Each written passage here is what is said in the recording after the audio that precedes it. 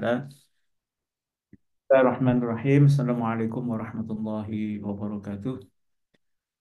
Alhamdulillah, alhamdulillahirabbil alamin. La haula wala quwwata illa billah. Rabbi shrah li sadri wa yassir li amri wahlul 'uqdatam min lisani yafqahu qawli. Eh, Ustaz Azhar, Bapak Ibu sekalian, yang dimuliakan Allah Subhanahu wa taala, alhamdulillah. Insyaallah malam hari ini kita akan lanjutkan kembali kajian ya, kita seputar politik ekonomi Islam ya.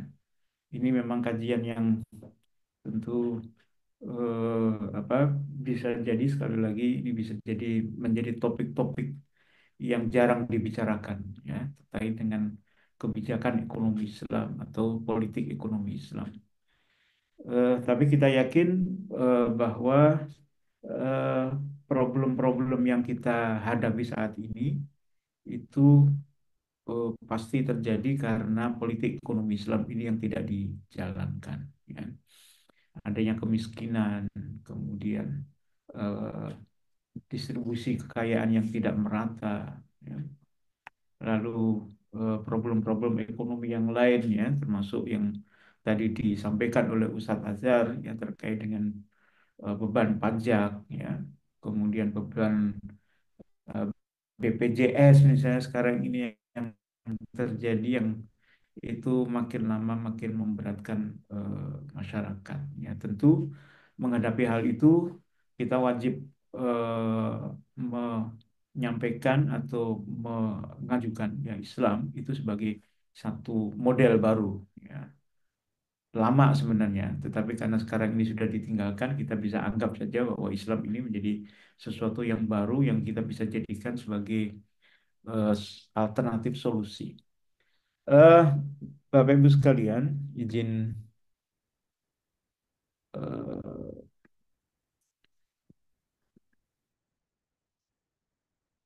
sudah terlihat Bapak Ibu sekalian? Alhamdulillah Ustaz. Sebentar.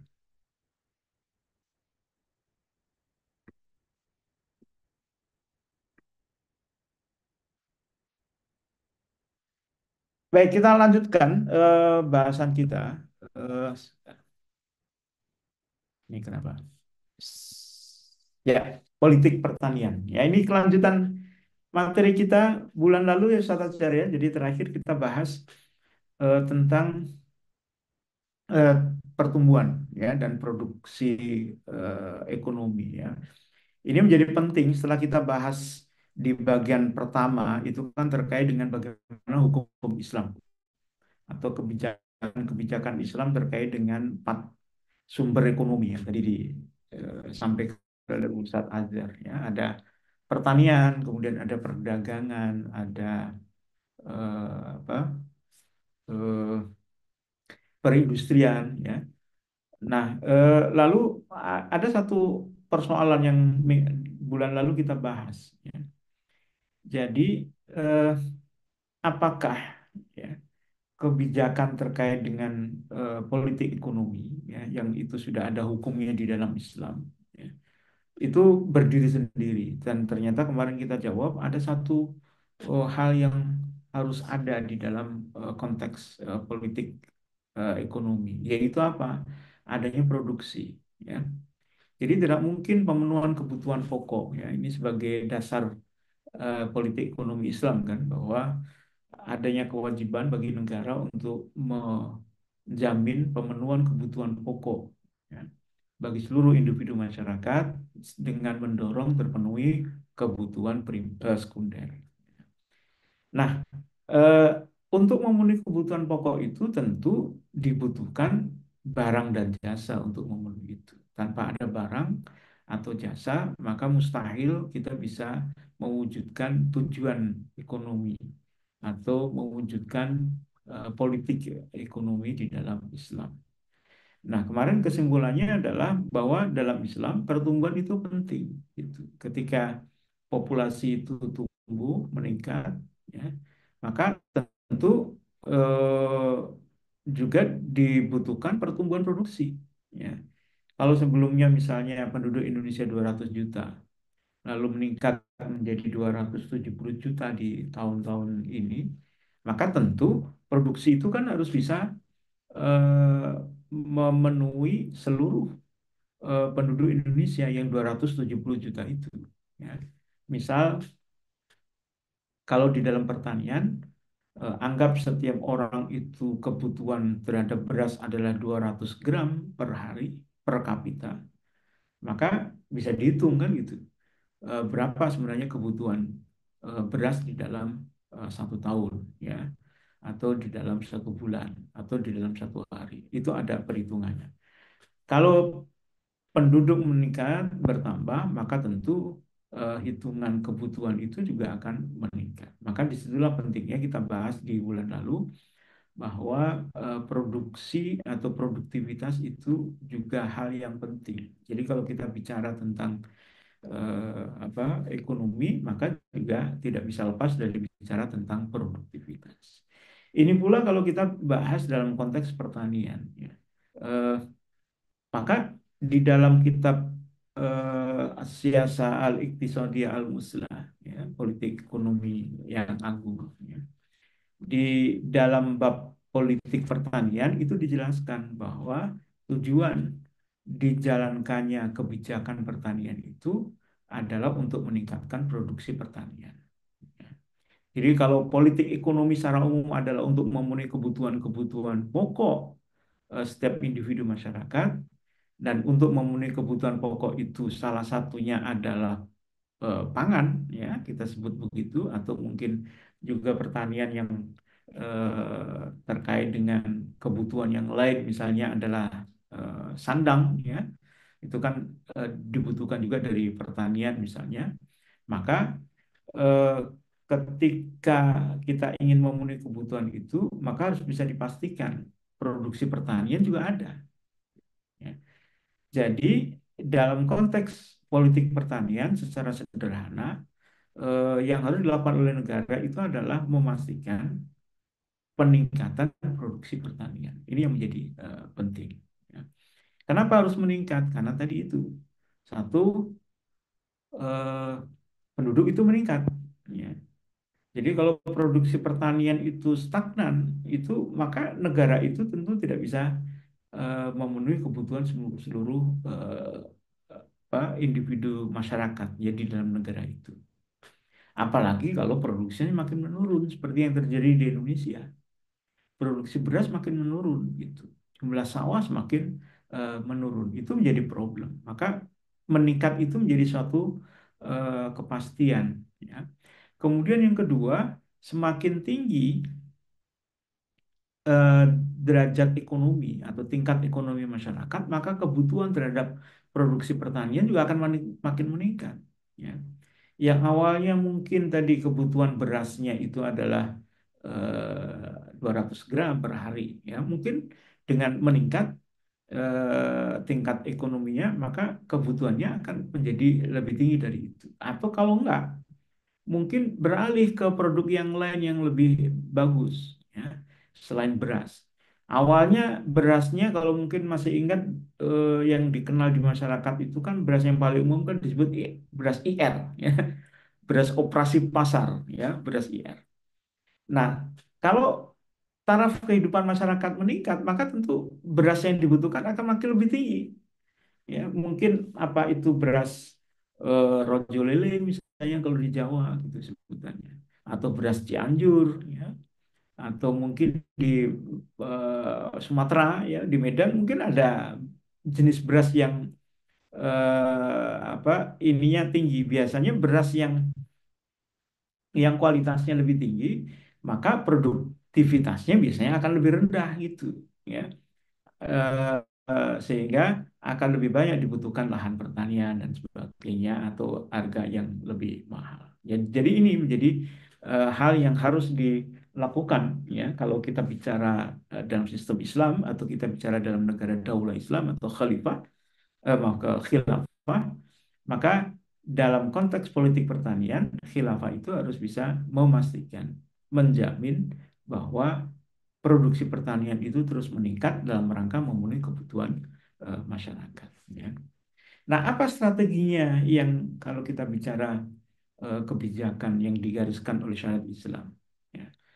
Ada hukum-hukum yang sudah kita bahas sebelumnya, ya, tentang hukum haramnya menelantarkan tanah, ya kan, pertanian tidak boleh tanah ditelantarkan lebih dari 3 tahun.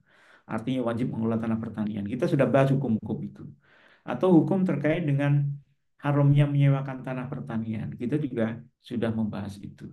Lalu beberapa hukum-hukum yang lain ya, misalnya tentang hukum jual beli tanah, hukum tentang menghidupkan tanah mati, hukum tentang iqta'ud daulah, pemberian tanah kepada negara, itu juga kita sudah bahas. Nah, kalau ingin kita simpulkan, maka dari hukum-hukum yang ada, hukum-hukum umum yang sifatnya khututut aridah, ya, sifatnya global, maka kita bisa mendapatkan ternyata di dalam Islam ada dua strategi utama yang bisa dijalankan sesuai dengan hukum itu. Yang pertama adalah intensifikasi. Kita tahulah ini pelajaran SD ya.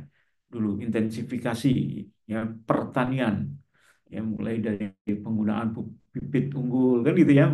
Masih ingat kita ada 5 cara intensifikasi pertanian, irigasi, bibit unggul, pemupukan, pengendalian hama, kalau nggak salah itu kan. Nah, dalam konteks ini yang harus dilakukan ya bahwa negara itu harus bisa mengelola tanah itu sebaik-baiknya, wajib dikelola. Nah, eh, tanah dikelola dengan baik itu tentu dengan cara-caranya lebih baik agar produktivitasnya meningkat. Ya. Tidak sekedar seperti nanam singkong. Ya. Itu luar biasa itu singkong jadi apa namanya food estate ya atau program strategis nasional. Padahal singkong itu kan sebenarnya teknologi yang dibutuhkan nggak begitu tinggi-tinggi amat gitu. Ya tinggal ditaruh aja di situ batang singkong itu sudah tumbuh dan produktivitasnya rendah, harus tunggu selama setahun kan gitu. Tapi memang perawatannya rendah. Nah, tentu kan cara kita untuk mengelola pertanian kan nggak seperti itu. Ya, kita bukan cari melakukan apa namanya produksi dengan cara-cara yang biasa. Tentu harus dilakukan cara-cara yang bisa meningkatkan produktivitas itu. Ya. Kemudian juga eh, ketika dikaitkan dengan haramnya menyewakan tanah, itu juga artinya bahwa tanah itu harus produktif. Ya, ini yang menarik nih Ustadz kalau mau dibandingkan. Ya, Islam itu luar biasa revolusioner. Ya. Eh, Ketika Islam itu dikembangkan di abad ke berapa ketujuh ya, maaf keenam ya, abad keenam ketujuh berkembang di situ. Ya. Kalau mau dibandingkan dengan eh, Barat ya atau Eropa itu sungguh jauh berbeda. Eropa hingga abad ke-18 ya itu masih menerapkan produksi pertanian dengan cara menggunakan buruh-buruh tani, bahkan budak. Ya. Artinya apa? Artinya mereka yang menggarap lahan pertanian itu bukan para pemiliknya. Ya, jadi mereka digaji. Tentu kita bisa membayangkan kalau yang mengerjakan itu buruh. Kalau yang mengerjakan buruh ya seadanya saja, kira-kira begitu. Mereka tidak eh, berpikir bagaimana cara meningkatkan itu karena nggak ada urusan dengan dia. Ya, produksinya naik atau turun itu tidak akan mempengaruhi pendapatan yang mereka peroleh. Ya. Beda dengan Islam, sejak tahun awal Islam itu berdiri, ya, kita bisa memperhatikan bahwa lahan-lahan pertanian yang dikembangkan di dalam Islam itu bukan lahan-lahan yang dikuasai oleh segelintir orang, lalu mempekerjakan para budak. Bahkan Islam itu kan berupaya untuk menghilangkan perbudakan. Ya, kalaupun dikerjakan oleh orang lain, itu biasanya bukan orang yang diupah, ya, tapi dengan menggunakan sistem bagi hasil. Ya, ada yang disebut dengan musakoh. Ya. Seperti yang dilakukan Rasul dengan orang-orang Yahudi di eh, perkebunan Khaybar. Ya. Itu luar biasa bagaimana Islam itu membuat sistem ya produksi pertanian yang berbeda dengan sistem-sistem lainnya. Ya. Lalu ekstensifikasi ini pembukaan lahan. Ya. Islam juga luar biasa bagaimana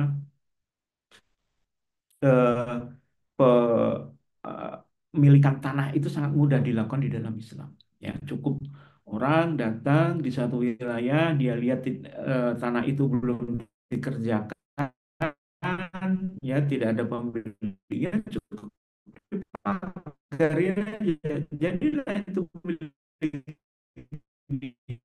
dia. Mudah, ya. Sehingga dengan ini membeli tanah, makanya ya tinggal tadi dipagari, ya. Eh, Mungkin ada orang Jawa dulu misalnya kalau transmigrasi, kalau transmigrasi itu dilakukan oleh negara. Jadi dia pergi ke Kalimantan, lihat cocok tanam di situ, maka itu menjadi milik dia. Ya, dan ini yang dilakukan di dalam Islam. Jadi ada dua, Bapak Ibu sekalian. Secara hukum ini kalau kita kaitkan saja apa yang kita bahas di bab-bab yang terdahulu terkait dengan hukum-hukum pertanian, maka kita bisa mendapatkan bahwa ternyata hukum itu mengarahkan kepada dua hal, intensifikasi dan ekstensifikasi.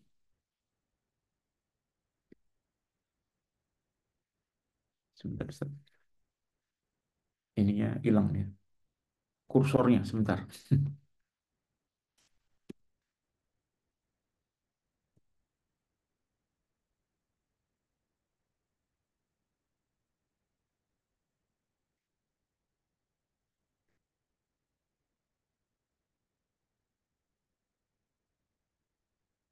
Baik. Jadi inti dari politik pertanian itu adalah meningkatkan produksi pertanian, gitu kan? Nah, secara ringkas di dalam kitab politik ekonomi agung ya atau Asyasa al-Iqtisadiyah al-Musla ya, eh, disebutkan di situ bahwa ada tiga prioritas ketika kita bicara tentang politik pertanian. Yang pertama adalah bahwa politik pertanian itu harus bisa meningkatkan produksi eh, sebentar, sebentar, sebentar.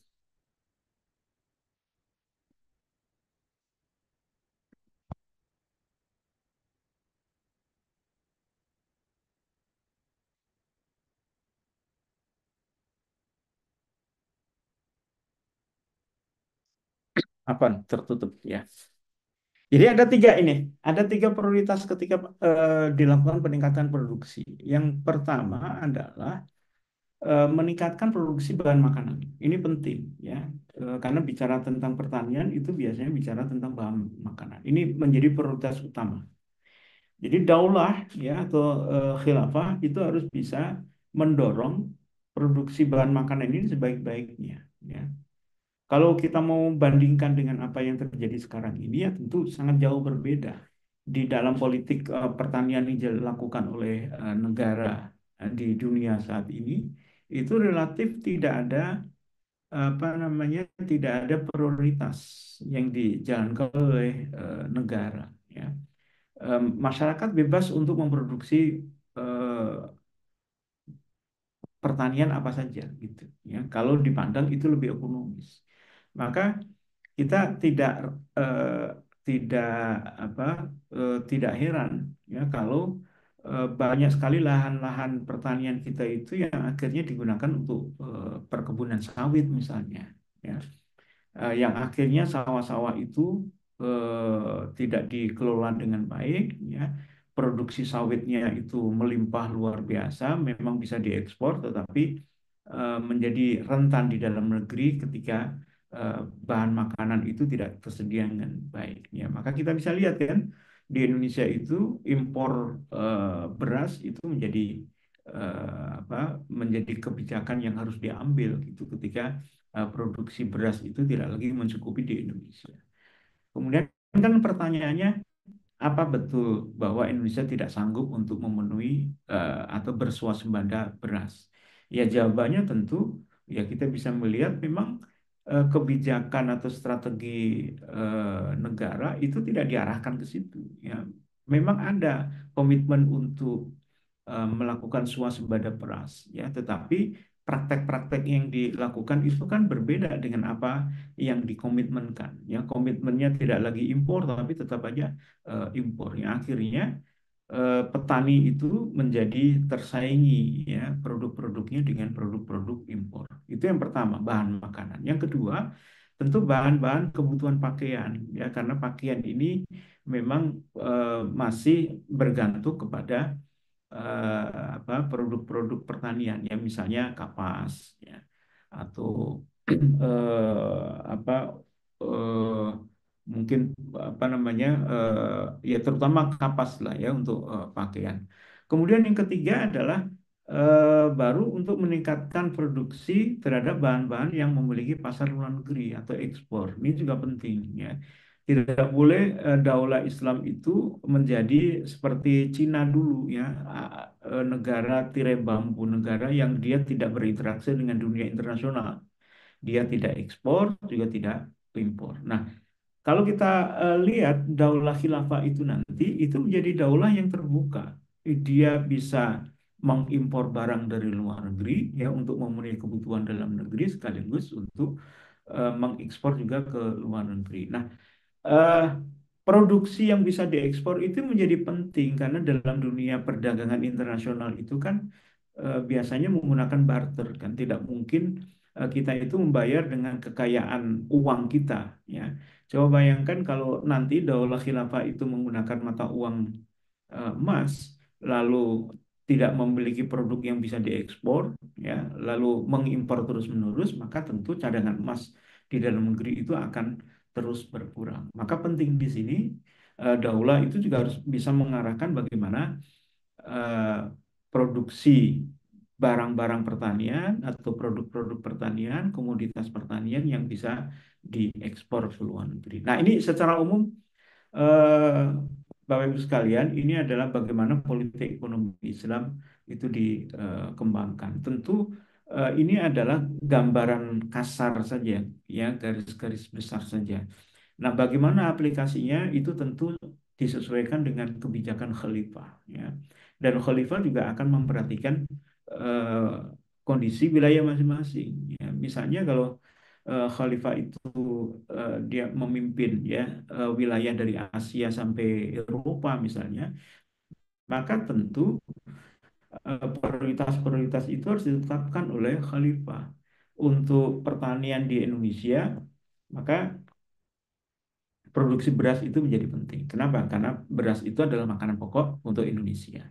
Tapi untuk Eropa, maka seorang khalifah itu akan mendorong produksi gandum ya yang bisa memenuhi seluruh kebutuhan masyarakat Eropa karena memang makanan pokok mereka adalah gandum. Jadi secara umum nanti ini sangat sangat apa namanya berkembang sekali ya tergantung kondisi, tergantung wilayah, tergantung struktur masyarakat, tergantung apa namanya kondisi ekonomi dan sebagainya.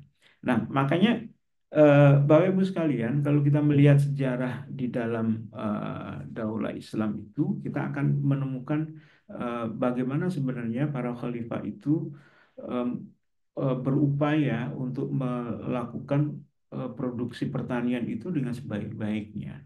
Dan yang tadi saya sampaikan, teknologi yang digunakan oleh Daulah di saat itu jauh melebihi dari teknologi yang dikembangkan oleh orang-orang Barat. Meskipun sekarang kita bisa bilang teknologi pertanian di dunia Islam itu jauh tertinggal dengan teknologi pertanian di wilayah Barat. Ya.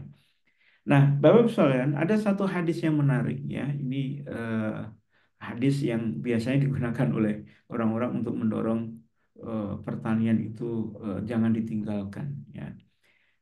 Hadis diriwayatkan dari Jabir bahwa Rasulullah SAW pernah bersabda, ya, beliau katakan, "Ma min muslimin yaghrisu gharsan illa kana ma ukila min lahu sadaqatan wa huwa sariqu minhu lahu sadaqatan wala yarza'uhu ahadun illa kana lahu sadaqatun ila yaumil qiyamah."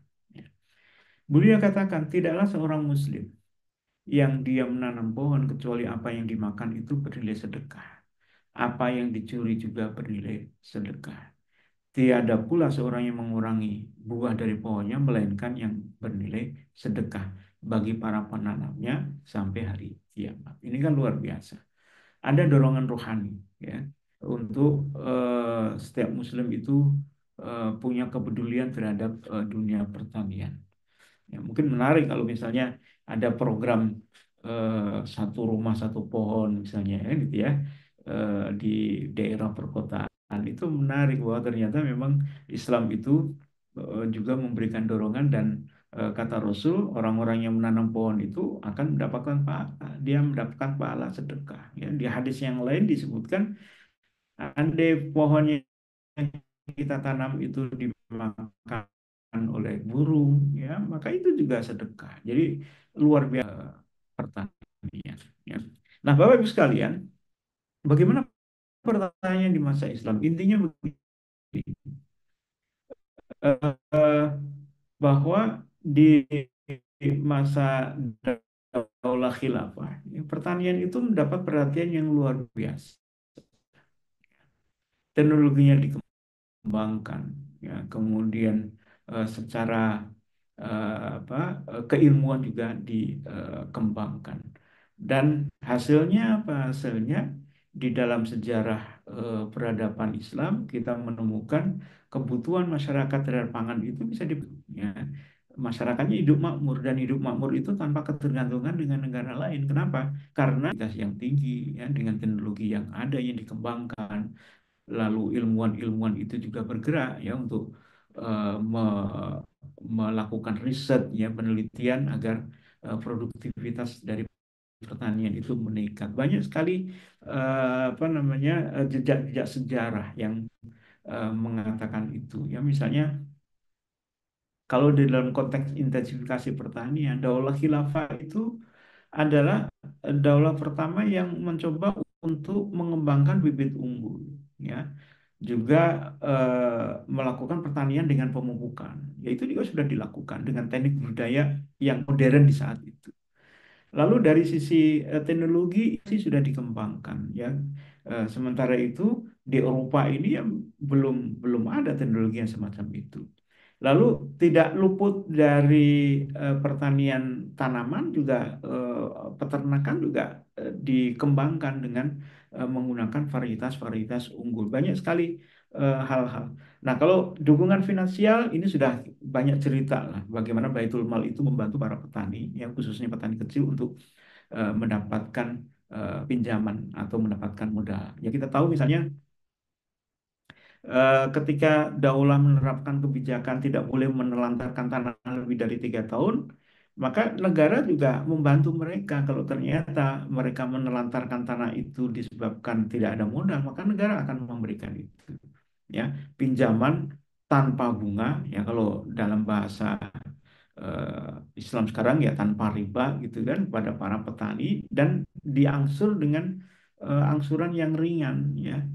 Ada misalnya di dalam catatan sejarah itu Khalifah Umar misalnya memberikan bantuan itu dan dikembalikan setelah 2 tahun. Jadi tidak secara cepat itu dikembalikan. Lalu tidak sekedar pinjaman, kadang-kadang juga diberikan hibah dan subsidi, ya, untuk modal petani. Jadi kalau negara memiliki dana yang cukup, ya itu bisa saja hibah itu diberikan. Dan tidak eh, pada batas itu negara juga memasarkan hasil pertanian, ya. Bapak Ibu sekalian bisa melihat di dalam sejarah, ya, kita bisa mendapatkan ibroh ketika Rasulullah SAW mendirikan kota Madinah, ya. Apa yang dilakukan pertama kali? Yang dilakukan pertama kali adalah mendirikan masjid. Setelah itu apa? Setelah itu adalah membangun pasar. Pasar itu adalah satu mekanisme, ya, yang dilakukan oleh negara dalam rangka memasarkan hasil pertanian. Kalau Bapak Ibu semua juga membaca sejarah Khalifah setelah itu, ya kita bisa melihat bagaimana Khalifah Umar begitu peduli terhadap pasar, ya, dikembangkan pasar itu, ya, untuk Untuk apa? Mempertemukan para pedagang dan para produsen, ya, sehingga strategi yang dikembangkan oleh Islam. Dukungan penelitian, ya, ini juga banyak sekali lah, laboratorium perpustakaan, ya, ilmuwan, ya, kalau kita bisa sebut ilmuwan yang paling di, kenal, ya, melakukan dokumentasi sekitar 600 varietas pertanian atau komoditas pertanian. Tidak sekedar mendokumentasikan, tetapi juga me- me- mempelajari kira-kira komoditas ini itu cocoknya di mana, gitu, di wilayah mana, ya.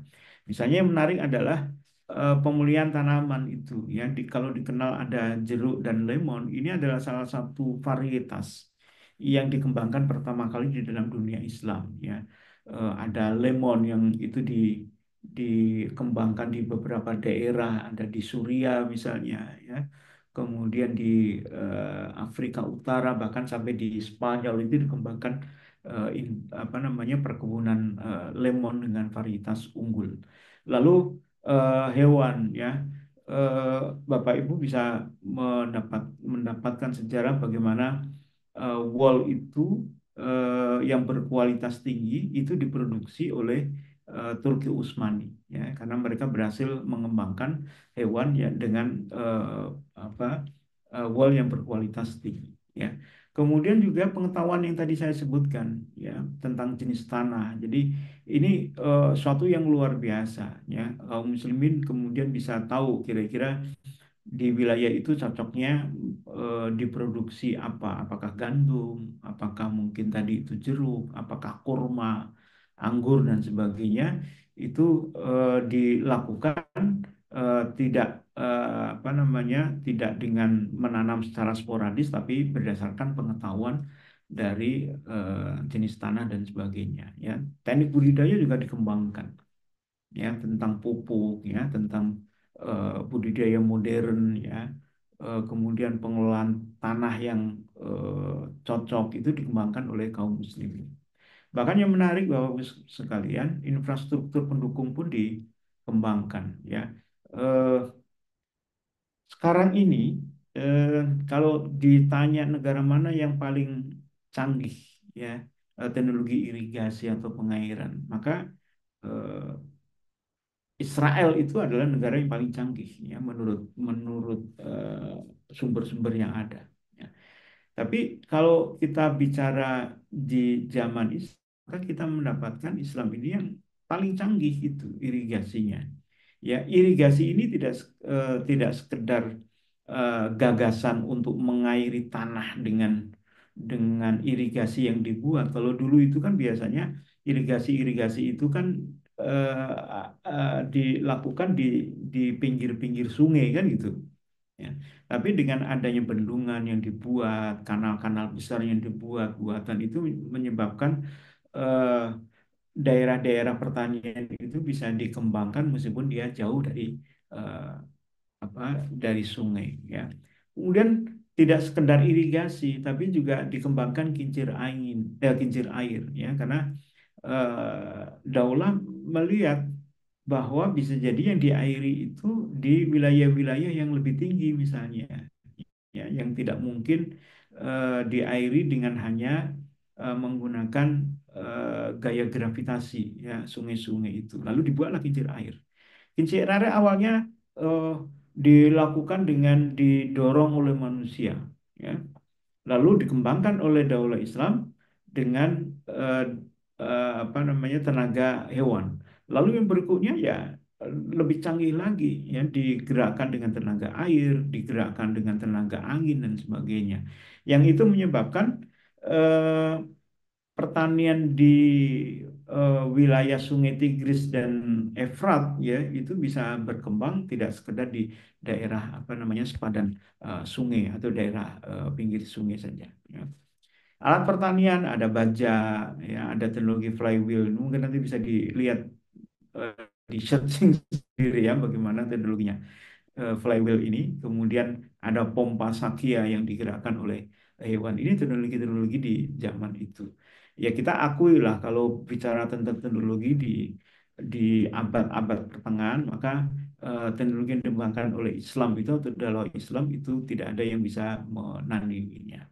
Kemudian teknologi pasca panen juga dikembangkan, ya gula, ya.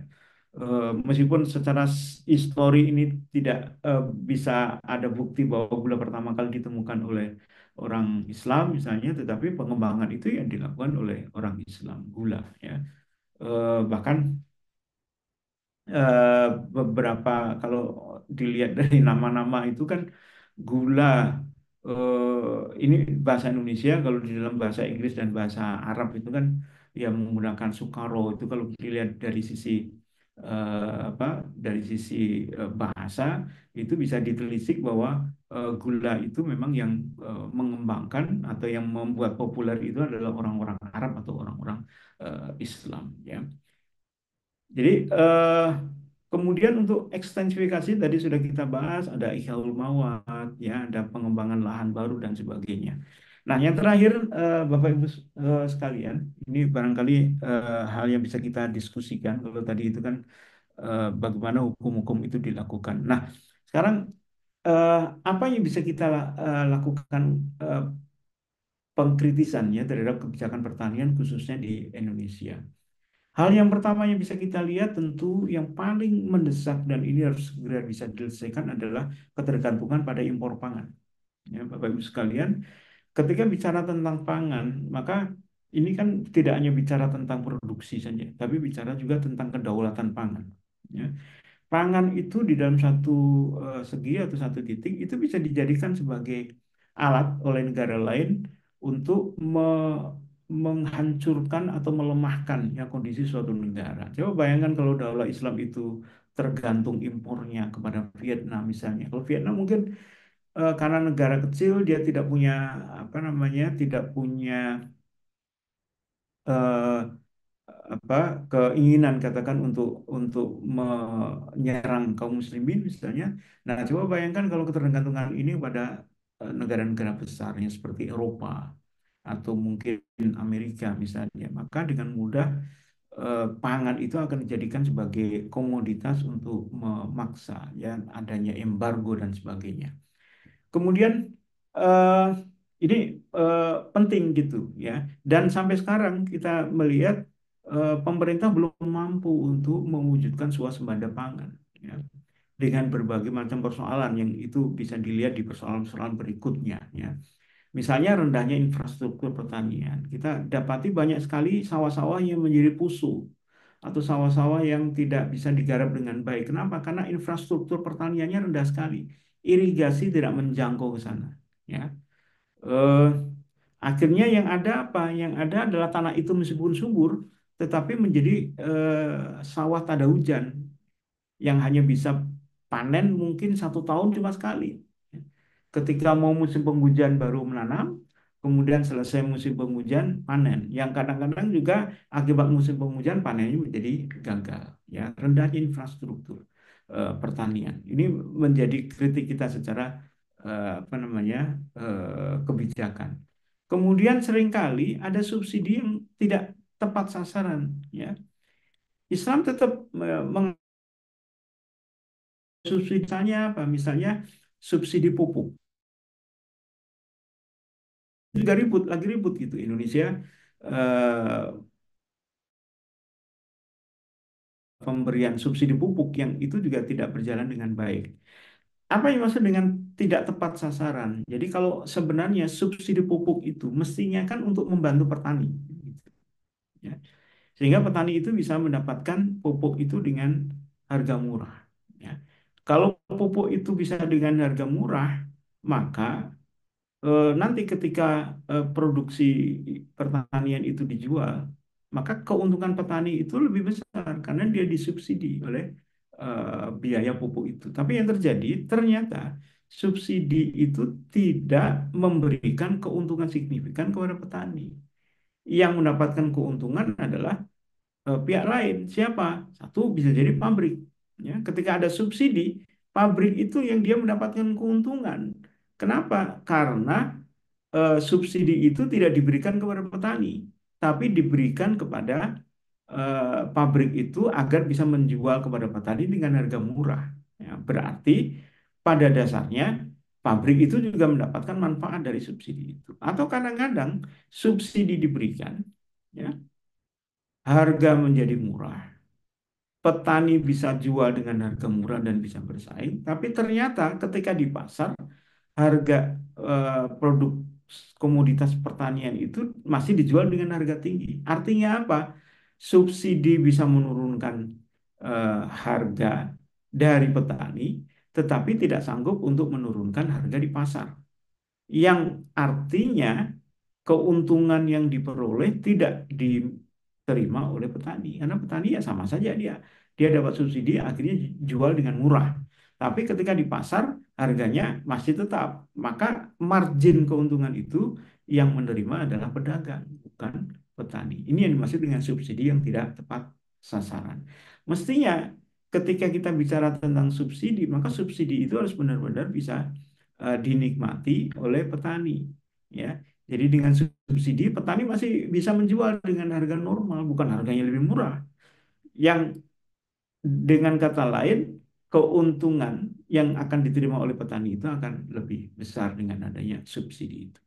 Lalu minimnya dukungan teknologi dan penelitian. Kita tahulah di Indonesia itu yang paling paling rendah, ya. Dukungan penelitian itu paling rendah, ya. Kalau Thailand misalnya kita tahu, ya, sanggup mengembangkan varietas-varietas unggul, ya. Bahkan hampir semua buah-buahan yang varietas unggul itu selalu dinamai dengan Bangkok kan gitu. Durian Bangkok, jambu Bangkok, apalagi misalnya jeruk, ya, Bangkok misalnya. Semua itu menunjukkan apa? Menunjukkan bahwa negara lain itu lebih tinggi teknologinya. Lalu lemahnya perlindungan harga yang tadi kita bahas itu tadi, ya, di petani, ya, dengan biaya pertanian yang tinggi. Kenapa tinggi? Karena eh, kepemilikan lahan petani itu sangat rendah sekali, tidak sampai 1 hektar, dan itu tentu biaya produksinya jauh lebih mahal. Nah, akibatnya apa? Ketika pemerintah itu melakukan impor, ya, beras misalnya, maka beras petani di Indonesia tidak sanggup bersaing dengan harga beras impor. Ini menjadi problem. Lalu ini juga menjadi problem sekarang dengan peningkatan manusia yang terus-menerus meningkat, terjadilah alih fungsi lahan pertanian. Baik alih fungsi lahan pertanian itu untuk perumahan, kalau ini sebenarnya nggak terlalu masalah gitu, karena alih fungsi lahan juga nggak terlalu banyak. Tapi di Jawa misalnya, ya itu menjadi masalah karena hampir mayoritas ya lahan pertanian sawah itu sekarang terkonversi menjadi perumahan. Yang kita punya tanggung jawab di situ nih, terutama teman-teman kita itu yang di dunia properti, ya, itu punya andil juga untuk mengalihfungsikan lahan pertanian menjadi produk menjadi lahan perumahan misalnya, atau lahan pabrik. Tapi yang tidak kalah mengkhawatirkannya adalah ketika alih fungsi lahan ini untuk pertanian-pertanian yang sebenarnya bukan menjadi bahan kebutuhan pokok, ya. Gara-gara misalnya di wilayah itu sangat cocok untuk kopi misalnya, ya. Lalu kopi harganya sedang tinggi, maka kemudian dialihkan, ya, menjadi perkebunan kopi. Sebenarnya nggak ada yang salah itu dialihkan ke perkebunan kopi. Tapi kalau negara tidak bisa mengatur, ya, penggunaan lahan semacam itu, maka lambat laun produksi kebutuhan pokok atau bahan pangan pokok itu menjadi menurun.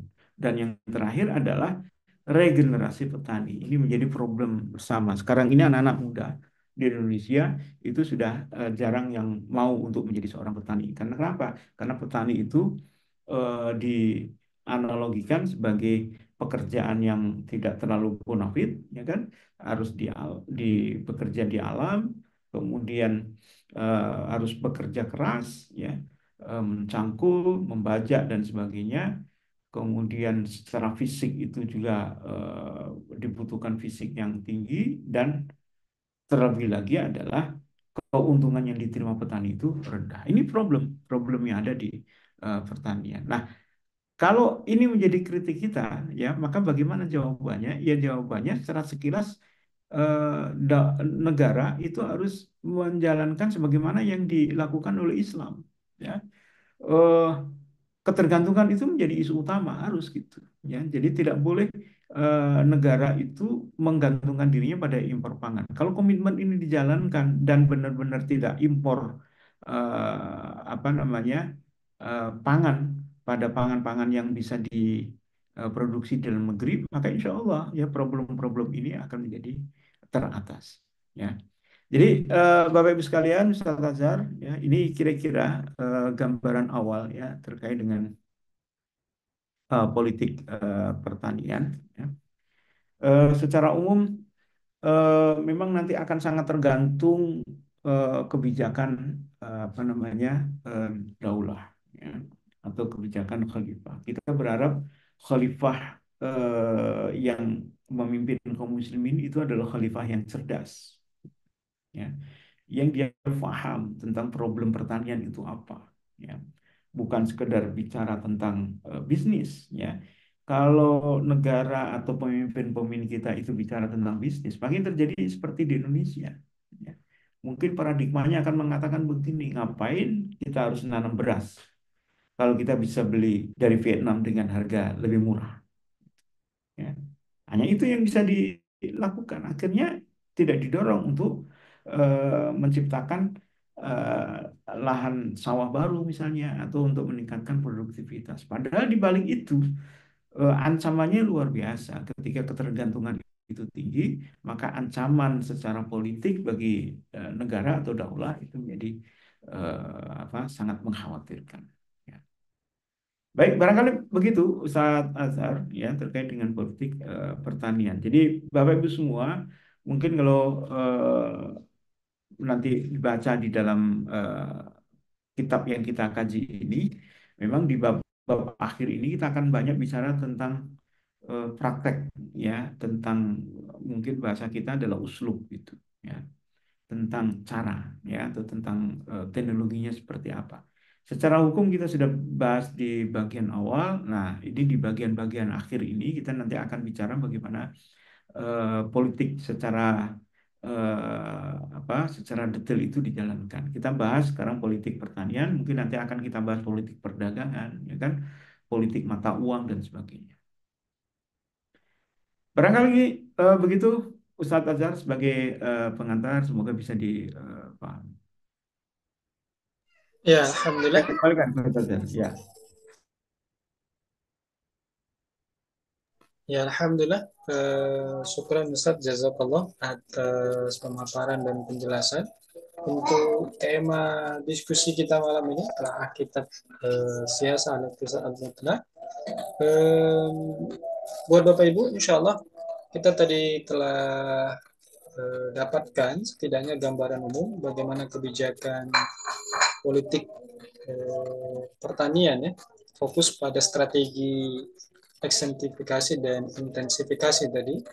Kemudian yang menarik tadi bagi kami berarti ada 7 kritik tadi yang beliau tuliskan, 7 problem berarti ya secara tidak langsung yang eh, terjadi di negeri ini ya, negeri yang eh, bisa dibilang negeri yang agraris, negeri yang memang kita temukan 7 problem tadi, ya 7 masalah tadi. Jadi eh, artinya persoalan ini persoalan yang salah kebijakan kah, salah personal petaninya, atau salah sistem yang memang dijalankan oleh rezim hari ini ya.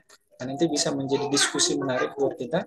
Sebelum kita minta beliau menanggapi hal tersebut, kenapa ada 7 poin tadi ya di sesi akhir pemaparan beliau. Kita buka dulu sesi tanya jawab buat Bapak Ibu jamaah sekalian kalau ada yang ingin berdiskusi. Kalau ada yang mau didiskusikan, silakan pertanyaannya dikirimkan ke kolom komentar. Nanti kita minta Alustad untuk memberikan tanggapan. Atau ada yang mau berinteraktif langsung, silakan juga di unmute. Nanti kita minta beliau untuk menanggapinya. Ini sepertinya sudah ada penanya pertama, Ustadz. Ini dengan akun Abasirot ya.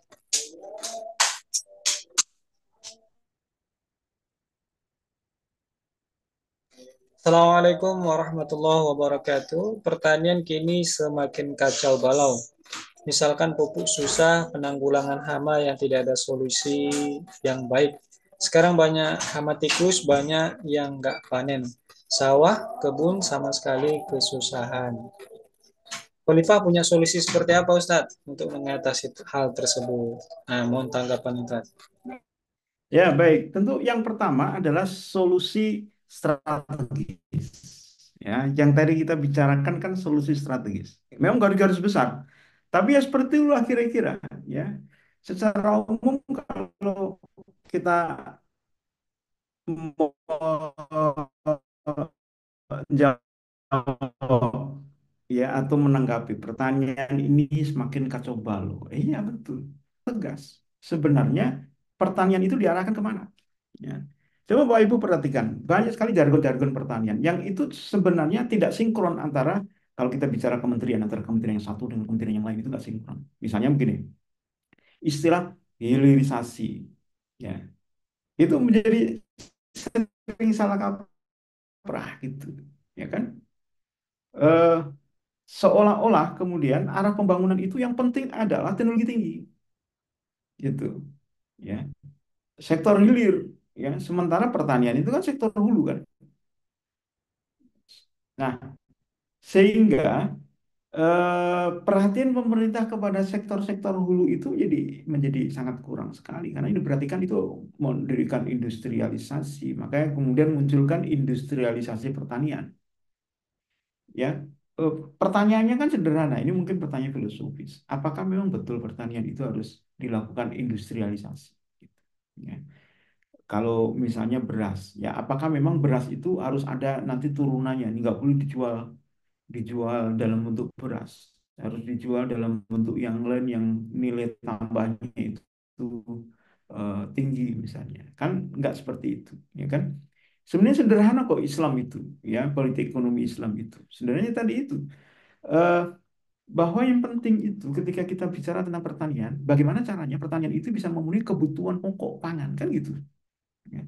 Tapi sekarang coba kita kita lihat di dalam eh, sistem di kapitalisme misalnya negara-negara kapitalis atau di negara-negara di Indonesia misalnya, ya negara Indonesia. Kan bahasan tentang itu menjadi sangat jarang sekali, ya. Arah pengembangan pertanian itu bukan ke situ. Tapi arah pengembangan pertanian itu adalah bagaimana bisa memproduksi barang-barang yang bernilai ekspor. Itu akhirnya. Jadi akhirnya yang penting ekspor itu bagus, nilainya tinggi, itu yang dikejar. Padahal sebenarnya kalau bicara tentang pertanian, yang penting itu kan kebutuhan dalam negeri dulu yang harus dipenuhi gitu, ya. Baru kemudian kalau itu bisa memungkinkan untuk diekspor, ya. Jangan yang penting ekspor. Lalu kalau apa namanya komoditas itu nilainya rendah, keuntungannya rendah, maka nggak perlu diproduksi saja, cukup impor saja. Nah, itu kan jadi salah kaprah nanti. Misalnya eh, beras udah impor aja dari Vietnam gitu. Lalu apa yang bisa kita gunakan untuk membeli beras? Ya udah produksi minyak sawit sebanyak-banyaknya. Gitu. Itu yang terjadi kan begitu. Ya. Jadi kesalahan fatal pertama dengan kacaunya pertanian Indonesia itu adalah dari sisi kebijakan politik pertanian itu yang tidak tepat, ya politik pertanian yang diarahkan untuk memenuhi kebutuhan pokok itu yang menjadi hilang atau menjadi prioritas yang keberapa itu yang terjadi, ya. Pupuk misalnya, ya tentang industri pupuk, ya. Eh, Pupuk itu kan komoditas strategis. Kita harus menyatakan begitu. Ya. Maka ketika itu menjadi komoditas strategis, seharusnya negara itu campur tangan lebih dalam. Ya. Jangan semuanya diserahkan kepada swasta. Kacau. Pupuk. Pupuk untuk membuat pupuk itu bahannya dari mana? Bahan bakunya. Bahan bakunya dari gas. kan gitu kan, untuk mendapatkan urea itu. Ya. Nah, akhirnya apa? Akhirnya apa? Dilakukan subsidi. Subsidinya adalah untuk subsidi bahan baku pupuk, gitu. Ya. Siapa yang membuat pupuk? Swasta. Ya. Maka seperti yang tadi saya sampaikan, subsidi itu akhirnya yang menerima adalah swasta. Nah, mestinya bagaimana di dalam Islam ketika itu adalah komoditas strategis yang menguasai hajat hidup orang banyak, katakan, dan itu dibutuhkan secara strategis juga oleh masyarakat, maka mestinya negara itu harus bisa membuat pabrik-pabrik pupuk, ya, yang apa, dibuat dengan harga murah, ya, lalu dijual kepada petani dengan murah, ya, tidak perlu mengambil keuntungan yang tinggi, kan gitu. Kalau negara kan begitu. Bisnis negara itu kan yang penting tidak rugi saja, ya, bisa dijual dengan murah, ya, tanpa ada upaya untuk memperoleh keuntungan yang sebesar-besarnya. Maka ini yang terjadi, pupuk nanti insya Allah akan beres. Memang diarahkan untuk itu. Tapi kalau itu diserahkan kepada swasta, kacau memang. Kacaunya di mana? Swasta itu tidak bisa dipaksa untuk menjual pupuknya dengan harga murah untuk petani. Ya, swasta akan bilang rugi dong gitu. Apalagi kalau harga pupuk di dalam negeri lebih rendah dibandingkan dengan harga pupuk di luar negeri. Maka pasti yang akan dilakukan oleh swasta itu adalah mengekspor pupuk itu dibandingkan untuk kebutuhan dalam negeri. Nah, berarti kan dibutuhkan negara yang mampu, ya, mengatur distribusi pupuk itu dengan baik. Ya. Negara harus bisa menyatakan prioritasnya mana, ekspor atau impor. Ya.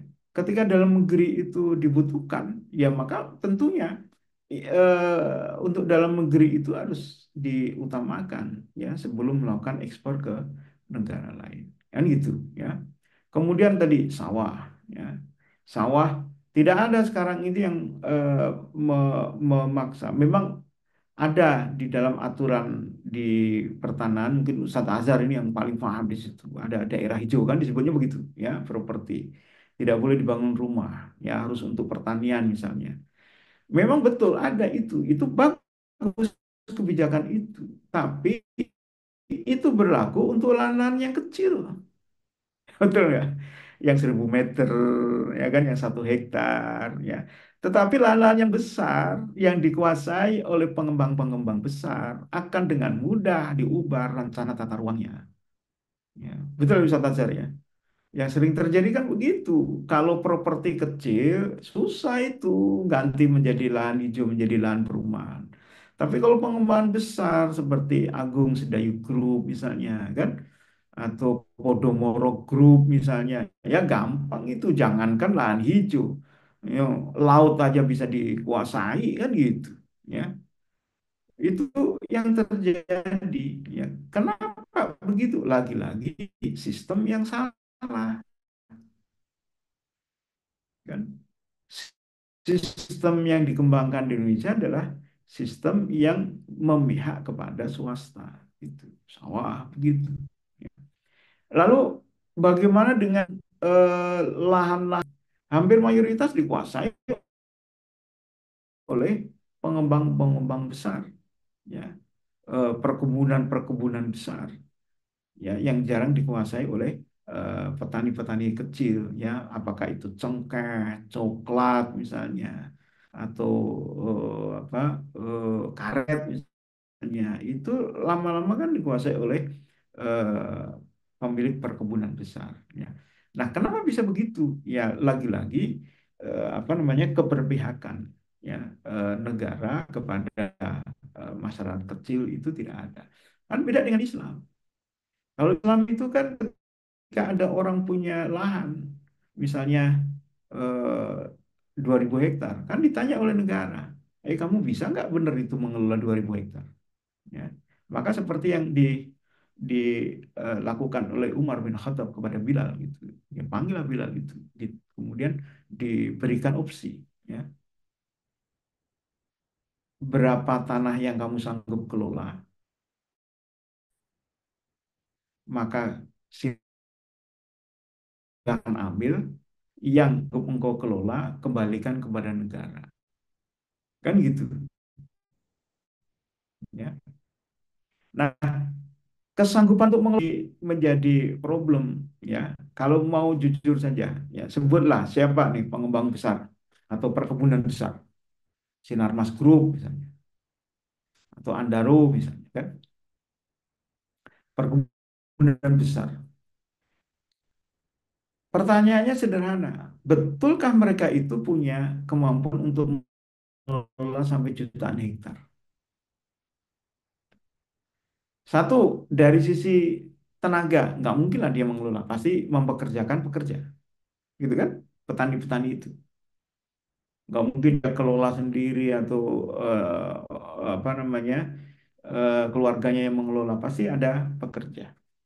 Oke lah, di dalam Islam eh, bisa membayar karyawan, ya, atau buruh tani itu sebenarnya sudah dianggap dia memiliki kemampuan untuk mengelola tanah sehingga tanah pertanian tidak diambil. Tapi pertanyaan kedua, dengan jutaan hektar, kira-kira berapa banyak modal yang dia butuhkan untuk menyediakan bibit, untuk membayar karyawan, untuk membuat pabrik dan sebagainya? Jawabannya pasti modal itu milik dia. Lalu dari mana modalnya? Ternyata modalnya dari bank pasti. Kan gitu. Bank itu uangnya uang siapa? Uang rakyat. Ya.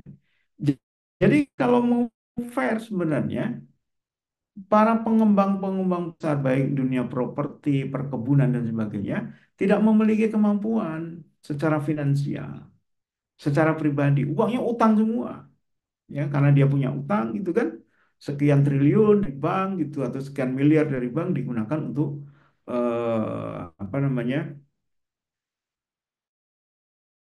untuk me- memiliki perkebunan itu. Atau yang ketiga, yang ini sering terjadi adalah karena eh, fasilitas yang diberikan oleh negara.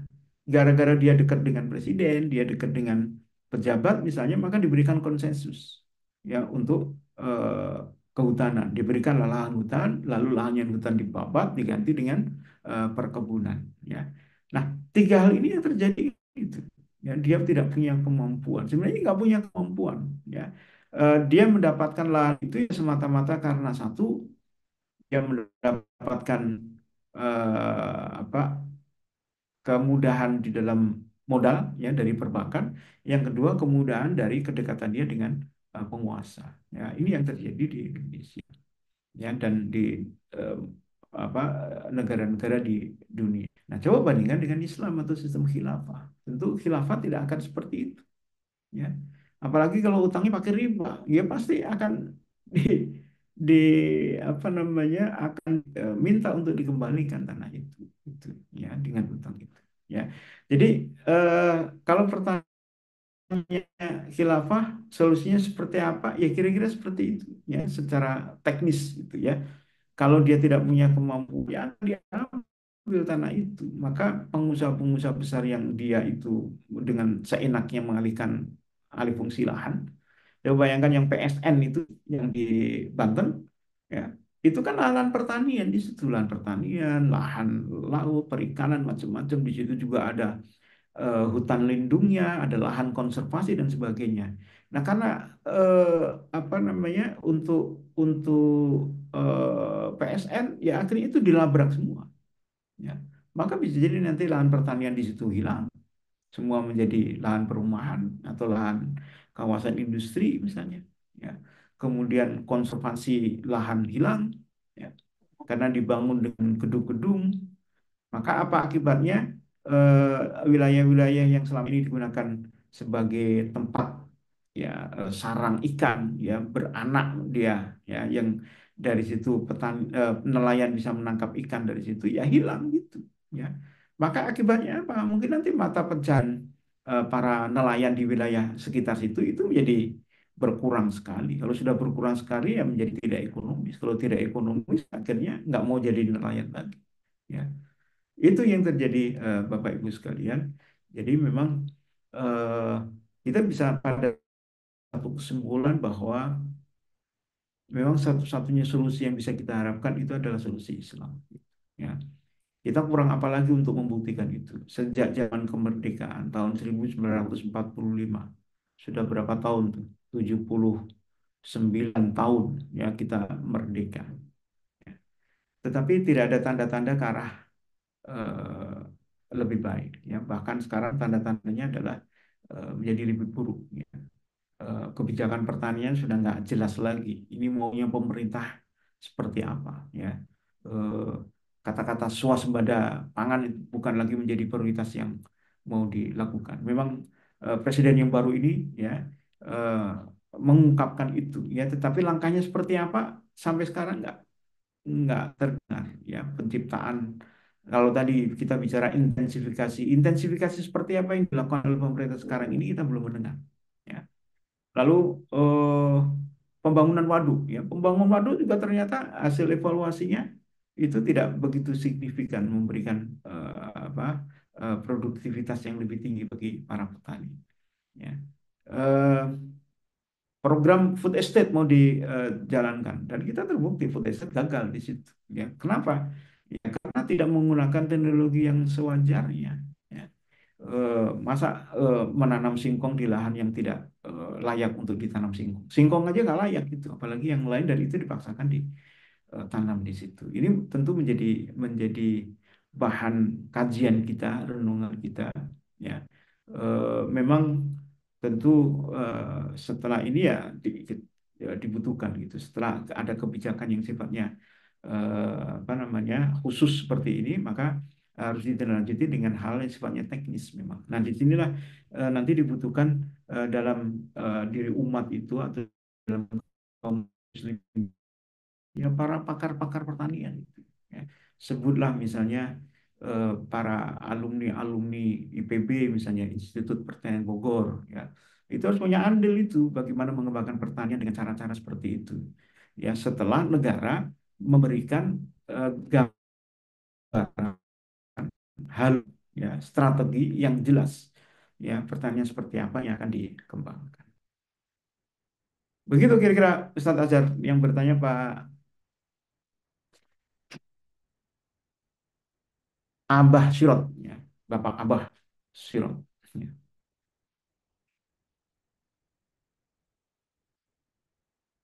Alhamdulillah sudah ditanggapi ya, eh, Mas atau Bapak ini kayaknya Bapak nih, Abah Sirot ya. Abah Ustaz, gitu. ya saat ini sembari kita menunggu dari jamaah yang lain, ini ada pertanyaan yang ingin saya konfirmasi Ustadz dan mohon tanggapan Ustadz terkait terkait dengan em, pernyataan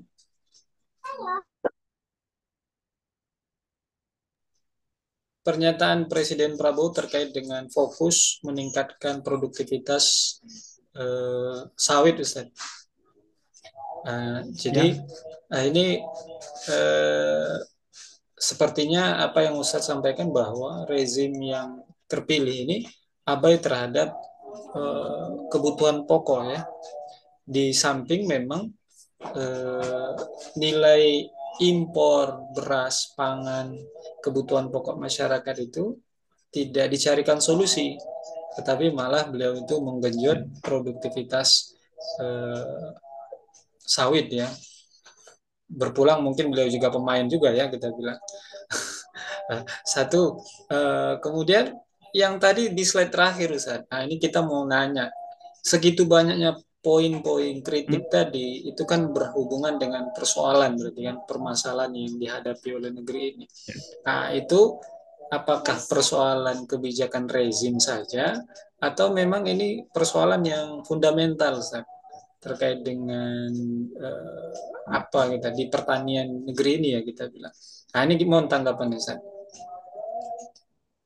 Ya, yang pertama apa yang dilakukan oleh pemerintah itu, termasuk pemerintah di rezim yang sekarang itu merupakan konfirmasi bahwa arah kebijakan pengembangan apapun ya, termasuk pertanian itu eh, adalah ditujukan bukan eh, produksi tanda kutip ya. Jadi produksi itu bukan yang utama, tapi yang penting adalah bisa memberikan apa namanya eh, bisa memenuhi kepentingan ya para pengusaha. Itu yang penting di situ.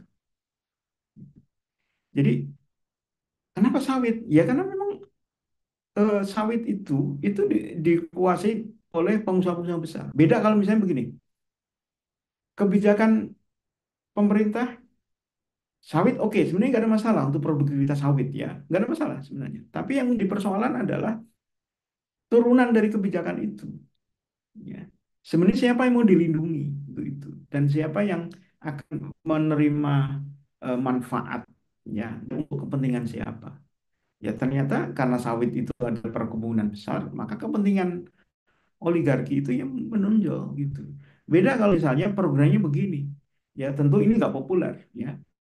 Presiden katakan eh, sawit akan dikembalikan kepada rakyat. Wah itu keren gitu ya. Jadi konsep inti plasma itu dikembalikan. Sawit-sawit itu dikuasai oleh rakyat ya masing-masing misalnya 20 hektar, 20 hektar, 20 hektar. Ya. Sehingga rakyat itu mendapatkan kue dari produksi sawit itu. Nah, itu keren di situ. Ya.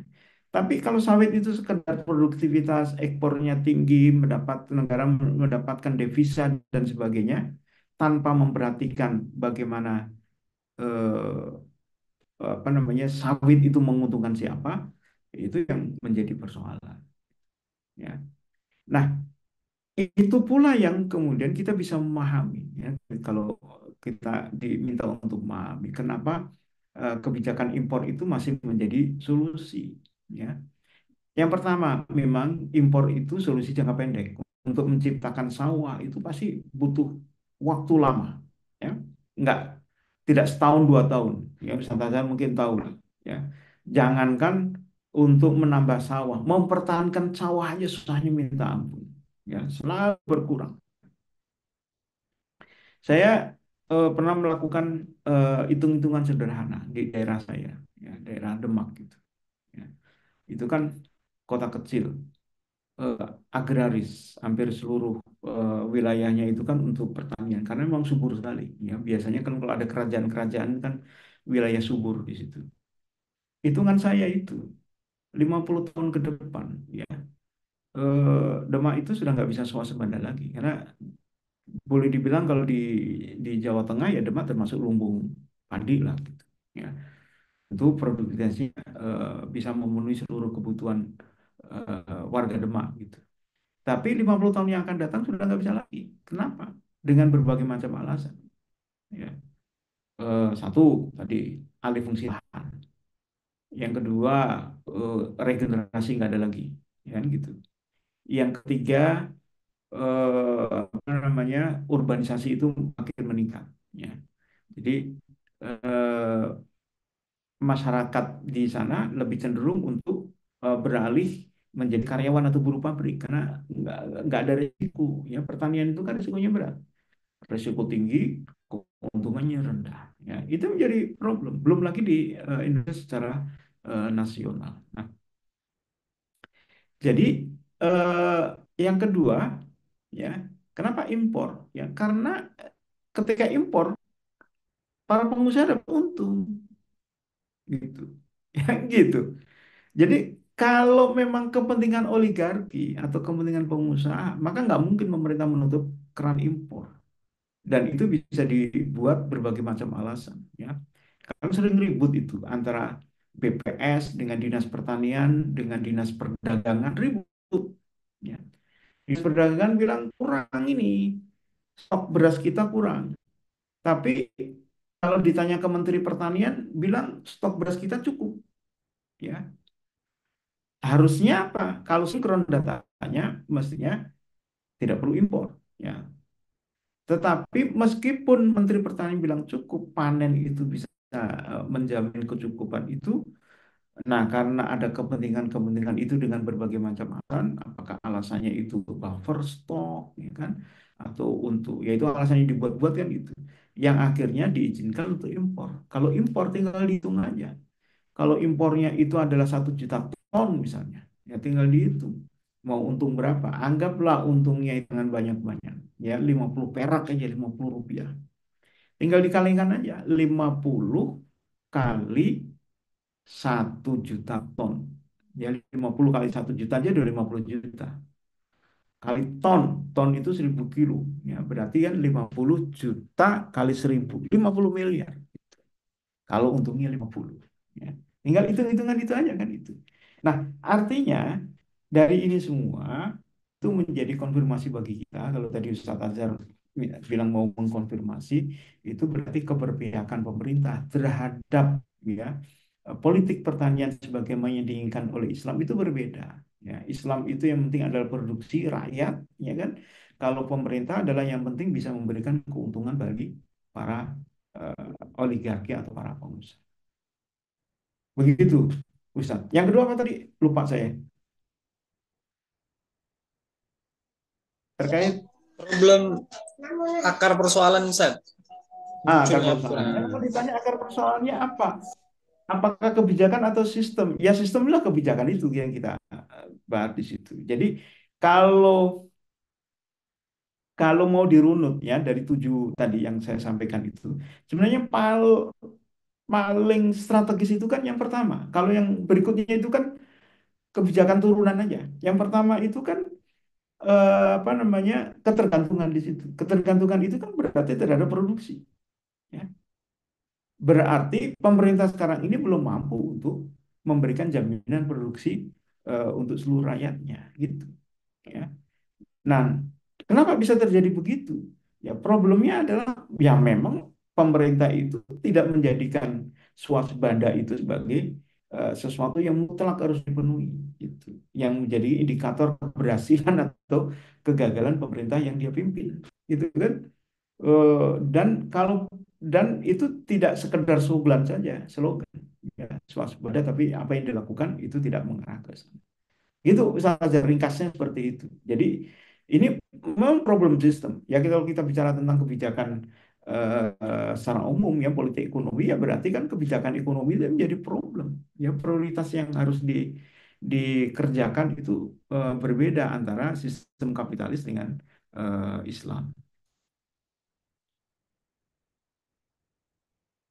Ya, Alhamdulillah. Syukran Ustaz atas penegasannya.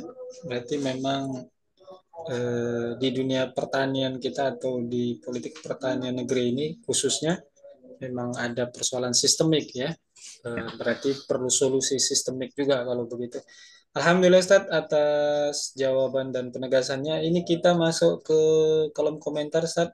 Ini sepertinya pertanyaan terakhir. Ya. Mohon izin Ustaz tanggapan untuk penanyaan terakhir dari Pak Norman Baskara. Pertanyaan beliau begini, Ustaz, sebenarnya bagaimana proses negara dalam membuat kebijakan pertanian? Apakah melalui survei kepada para petani atau berdasarkan hasil penelitian? Lantas bagaimana Khalifah mendistribusikan hasil pertanian untuk masyarakatnya, Ustaz? Mohon tanggapannya, Ya, Ustaz. baik. Mungkin dengan bahasa bahasa sekarang itu, ya bagaimana pemerintah khilafah ya seorang khalifah itu membuat kebijakan pertanian satu. Tentu dasarnya adalah syariah, gitu. Ya, yang dibahas di awal-awal itu bagaimana kebijakan-kebijakan itu harus diwujudkan. Bapak Ibu sekalian mungkin nanti bisa membaca kitab Dustur, ya, atau Muqaddimah Dustur. Ya, ada satu bab yang membahas juga tentang pertanian. Yang di situ digariskan bagaimana negara harus menjalankan undang-undang tentang pertanian. Yaitu tentang apa? Tentang konteks kepemilikan, gitu kan? Tentang larangan menelantarkan lahan pertanian, tentang larangan menyewakan lahan pertanian. Gitu. Nah, itu adalah kebijakan umum yang sudah dilakukan. Itu satu.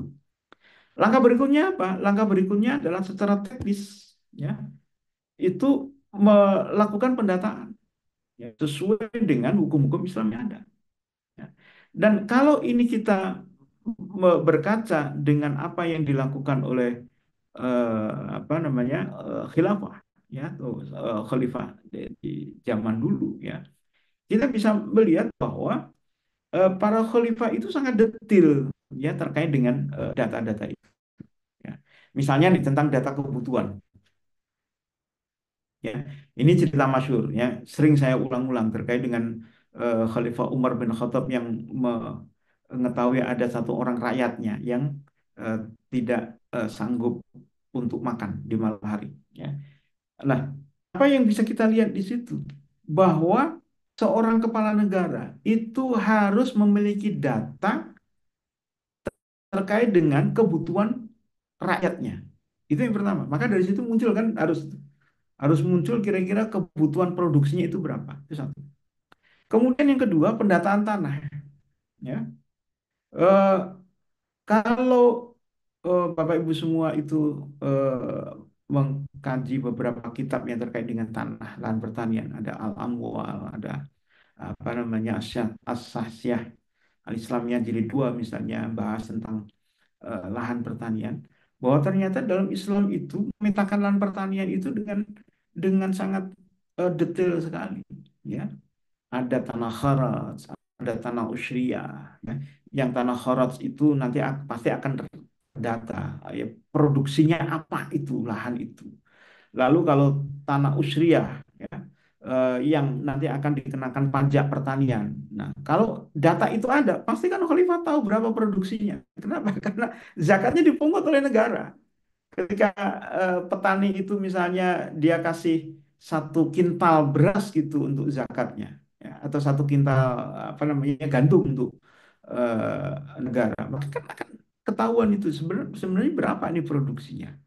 Jadi data itu menjadi sangat penting dan ini akan dilakukan oleh eh, khilafah. Ya, Eh, ada satu satu apa namanya satu informasi katanya di Turki itu ada satu museum yang isinya itu adalah berkas-berkas sertifikat tanah di masa Daulah Khilafah.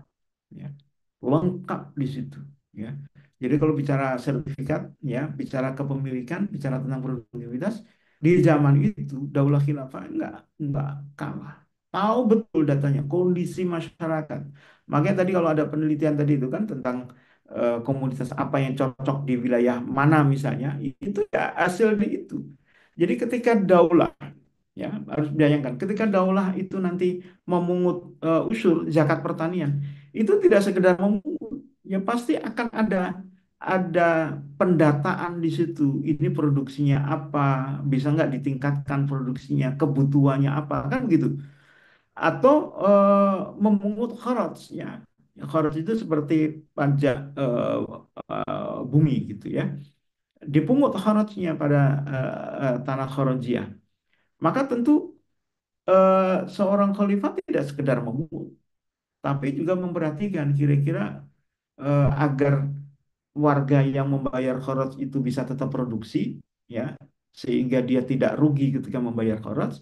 Nah, bagaimana cara meningkatkan produktivitas? Ada data di situ, ya. Sehingga ini yang secara teknis dilakukan. Jadi kalau ditanyakan apakah berdasarkan survei, iya survei. Tapi surveinya itu survei yang apa namanya dilakukan oleh negara, bukan survei yang apa namanya yang sekedar sensus pertanian 5 tahun sekali, enggak. Ini bakal lebih detail lagi. Kenapa? Karena setiap tahun daulah itu akan mengirimkan amil-amil zakat. Itu. Nah, ketika datangi penduduk itu kan sekaligus untuk mendata itu. Ya. Kalau yang zakat pertanian didata hasilnya berapa, kalau zakat mal didata dia punya harta berapa, gitu, kan? Kemudian, apakah berdasar hasil penelitian? Ya juga, gitu, ya. Diteliti itu tadi lahan, varietas yang unggul seperti apa, ya. Lalu bagaimana khilafah mendistribusikan hasil pertanian untuk masyarakat melalui pasar? Maka Daulah Khilafah akan membuat pasar-pasar yang representatif itu. Kalau sekarang dibutuhkan pasar digital misalnya, ya nanti pasti Daulah akan melakukan itu. Jadi pasar kalau kalau membaca sejarah Turki Utsmani misalnya, Apa yang dilakukan oleh Utsman pertama kali ketika mengembangkan Daulatul Utsmani? Dia kembangkan pasar. Yang pasar itu bukan pasar domestik, pasar internasional. Ya, ketika orang Romawi misalnya ingin mendapatkan apakah permadani misalnya, dia akan datang di pasar yang dibuat oleh Daulah. Gitu. Nah, itulah produk-produk masyarakat itu bisa diketahui dan bisa dijual kepada masyarakat tidak hanya di dalam negeri tapi juga untuk ekspor atau luar. Kira-kira begitu Ustaz Azhar ya, secara umum. Nah, untuk detailnya seperti apa ya tentu nanti apa namanya ketika daulah ini berdiri insya Allah itu akan sangat sangat detail sekali ya apa yang dilakukan. Ya, Alhamdulillah. Barangkali Syukran. itu. Ya, Alhamdulillah, syukran Ustaz atas tanggapannya. Dan ini bisa menjadi wacana karena memang kita memberikan alternatif ataupun solusi terkait dengan problem kebijakan yang diambil oleh rezim. Ini bisa menjadi solusi tawaran ya buat rezim jika memang ingin keluar dari problem yang sebenarnya mereka buat sendiri. Ya, artinya Islam memberikan jalan keluar jika memang Islam menjadi pilihan ya untuk rezim yang hari ini berkuasa. Ya, Alhamdulillah, setidaknya ini menjadi wacana dan sekaligus tawaran buat para rezim, ya, rezim yang mengambil kebijakan untuk keluar dari kebijakan yang mereka ambil sendiri, ya. Alhamdulillah, Ustaz, bisa ngasih closing statement, Ustaz, untuk closing malam kita ini, Ustaz? Ya, baik. Jadi eh, kita tentu masih menghadapi persoalan-persoalan ya. Kita bicara pertanian, pertanian juga eh, ada persoalan. Nah, yang terpenting bagi kita adalah keyakinan kita bahwa semua problem itu insya Allah akan bisa diatasi oleh Islam ya. Dan eh, memang betul Islam itu datang dengan sistem yang sifatnya global gitu kan, dengan aturan-aturan yang global. Tapi insya Allah dengan aturan-aturan yang global itu, dengan kemampuan yang kita miliki, ya, dengan pengetahuan yang kita miliki, kita bisa detailkan untuk persoalan-persoalan tertentu. Ya.